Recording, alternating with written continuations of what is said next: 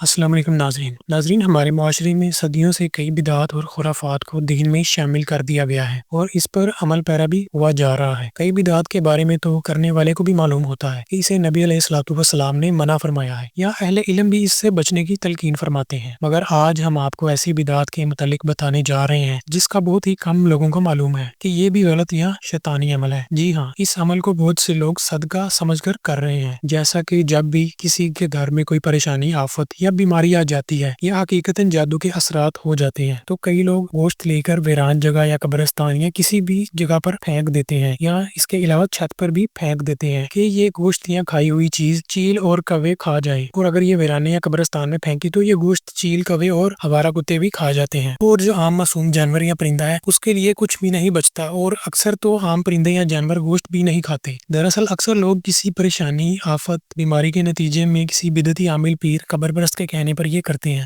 اور کئی پیر عامل یہ بھی کہتے ہیں کہ فلاں کالا بکرا، کالی مرغی یا کوئی بھی کالا جانور یا کسی بھی جانور کو ذبح کر کے قبرستان یا ویرانے پر پھینکنا ہے اور واپس مڑ کر نہیں دیکھنا، اور اس عمل کو کسی خاص دن یا خاص وقت کرنے کو کہتے ہیں، جیسا کہ اکثر کہا جاتا ہے کہ ہر جمعرات یا پیر یا منگل کو یا دوپہر 12 بجے بھی آپ یہ کر لیں، یا یہ بھی کہا جاتا ہے کہ فلاں جانور کا فلاں اعضاء کاٹ کر پھینکائے۔ اسی طرح یہ بھی خرافات کی جاتی ہے کہ گھر میں یا کہیں بھی کیڑے مکوڑوں کو کھانا ڈالو، اللہ تعالیٰ راضی ہوتا ہے، یا یہ بھی ایک عمل کیا جاتا ہے کہ کسی مچھلی کو سمندر یا دریا میں آزاد کر دیا جاتا ہے اور اس کو صدقہ سمجھا جاتا ہے، یا کسی ایسے پرندے کو آزاد کر دیا جاتا ہے کہ جن کو اکثر دکاندار پکڑ کر لے آتے ہیں آزاد کرنے کے لیے لوگوں سے پیسے بٹورنے کے سلسلے میں، یا یہ بھی کیا جاتا ہے کہ سمندر کی یا دریا کی مچھلیوں کو خوراک یا آٹے کی گولیاں ڈالی جاتی ہیں تاکہ انہیں رزق ملے اور اللہ تعالیٰ خوش ہو۔ تو کیا ایسا صدقہ کرنا جائز ہے؟ تو کیا چیل، کوے یا کتوں کو اس طرح گوشت صدقہ کرنا جائز ہے؟ تو اس بارے میں آپ کو حدیث رسول بھی بتائیں گے، مگر اس سے پہلے آپ یہ جان لیں کہ سورہ توبہ کی آیت نمبر 60 میں بڑی صراحت اور انتہائی وضاحت کے ساتھ بیان کر دیا گیا ہے، یہ صدقات تو دراصل فقیروں، مسکینوں کے لیے ہیں، اور ان لوگوں کے لیے ہیں جو صدقات کی وصول کے کام پر مامور ہوں، اور ان کے لیے جن کی تلیف قلب مطلوب ہو، اور غلاموں کی آزادی کے لیے، اور قرض داروں کی مدد کرنے اور راہ خدا میں خرچ کرنے، اور مسافروں کی مدد کرنے کے لیے ہیں۔ یعنی یہ جو صدقہ کیا جا رہا ہے یہ تو ان میں سے کسی کا بھی نہیں صدقہ کیا جا رہا۔ ناظرین، یہ بات یاد رکھ لیں کہ بے شک صدقہ بلاؤں کو ٹالتا ہے اور رزق میں صحت اور برکت اور کشادگی صدقہ سے ہوتی ہے، مگر صدقہ بھی وہی قبول ہوگا جس کا اللہ پاک نے حکم فرمایا ہے۔ اب ہم بتاتے ہیں کہ کیا چیلوں، کووں، کتوں کو کھلانا یا صدقہ کرنا واقعی شرعی ہے؟ تو اس بارے میں نبی صلی اللہ علیہ وسلم نے فرمایا کہ 5 جانور فاسق ہیں، یعنی موذی ہیں، ان کو حالت حرم یا احرام کی حالت میں اور غیر حرم میں بھی مارنے کا یعنی قتل کرنے کا حکم ہے، جن میں چیل، کوے، کاٹنے والے کتے، سانپ اور بچھو شامل ہیں۔ اس کے علاوہ چھپکلی اور چوہے کو بھی ہر حالت میں مارنے کا حکم ہے۔ یعنی جن چیزوں کا نبی صلی اللہ علیہ وسلم نے حرم کی حدود یا حالت احرام میں اور غیر حرم کی حدود بھی مارنے کا حکم فرمایا ہے، یعنی جب انسان پر حلال شکار بھی